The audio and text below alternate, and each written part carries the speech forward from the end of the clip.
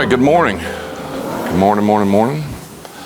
Sounds like y'all have either had a snack or going to get one here in a minute, so a little slower. I want to thank you for joining us this morning. As we do every month, we stop and recognize all sorts of special accomplishments and achievements and special people, and we're going to do that this morning with our Officer and Employees of the Month. So our Employee of the Month for December 2024 is Ms. Takiyah Cooper. Stay right here.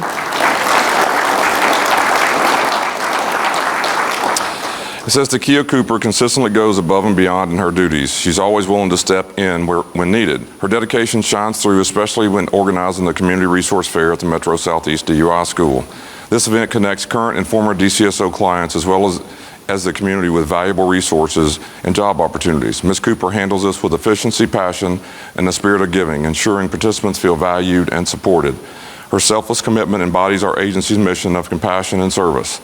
I'm deeply grateful for her cheerful attitude and unwavering dedication in making a difference. Ms. Cooper, how about that? There we go. We got our picture made. There we go. I'll give you some more goodies here. Let's see. There we go. There's 8 hours of leave, a day off there, and there is a coin and one of our pens to go with it, and we have a tumbler at the desk. Congratulations to you.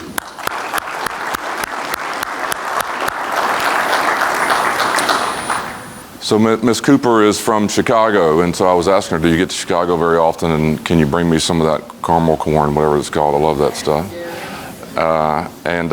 And she said she is going to be heading back to Chicago quite a bit this year because she's doing that thing called getting married. So give it up for her. So our Officer of the Month for December 2024 is Miss Qiania Williams, huh? Did I do it? We've been practicing saying that upstairs. She and I, we got it right, didn't we? Yes, we did. All right. I'd like to submit Corporal Qiania Williams for Officer of the Month for her commitment to her job and the role it holds both professionally and personally. Corporal Williams, while strolling through her social media account, received a message from someone that was not her friend. Upon opening the message, she recognized the face but was not sure of the name. The contents of the message was a cell number in an attempt to make a personal contact. The photo from the messenger was of a TDOC inmate identifiable by the TDOC pants. She immediately blocked the inmate and did some investigating to identify him so she could properly report the incident with the SARE. With the information she provided, Internal Affairs was able to pass along to TDOC and impede on the inmate's plan of committing suicide. This TDOC inmate was facilitating a DCSO inmate in getting K2 sheets into one of our facilities. Her actions, both DCSO and TDOC, to put a stop to contraband as well as allowing someone to get the mental health treatment that they needed. Most people would freeze or deactivate their page to prevent contact with inmates, but Corporal Williams stepped up, did the right thing, reported it, and I'd like to nominate Corporal Williams for recognition. How about that? Great. You did great. I want her smile. Reggie, can you get that on me? Can you do there, hang on one sec, let's see it. There we go. There's 8 hours of leave off for you as well. She said she wants to be on 8s in transportation. She likes 8, so she gets a whole day off. Is that right? Yes. There's a ribbon for your uniform and a pen and a tumbler at your desk as well. Congratulations to you. Good job.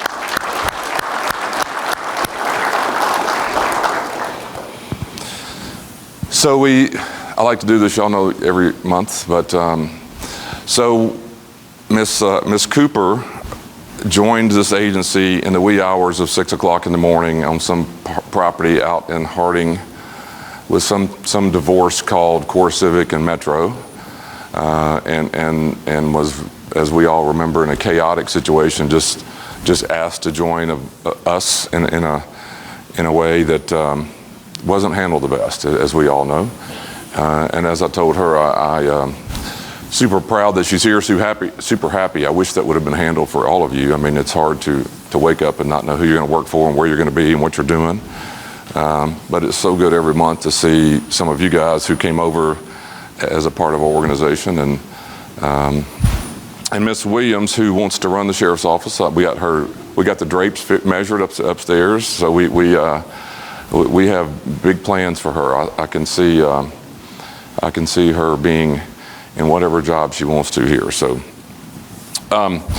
A lot going on. I shared a little bit with these two, just as kind of, if you want to say excitement, I think that's a fair word, but there's a lot of potential in the sheriff's office over the next several years. Beyond the fact that I share this with most people, there are a lot of us that are of similar generation, how about that, that are in leadership roles.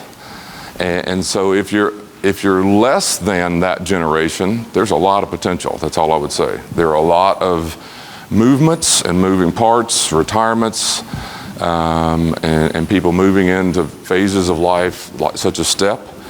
And that's exciting. Super happy. I'm almost jealous sometimes when I met with someone yesterday who I went to high school with for a short time and came here with about the same time, and he's been here as long as I have, and he's all excited about leaving and his life and all that, and I'm just kind of going, well, it's everybody. You have to find your time and what's comfortable for you, and I hope all of you get to do that.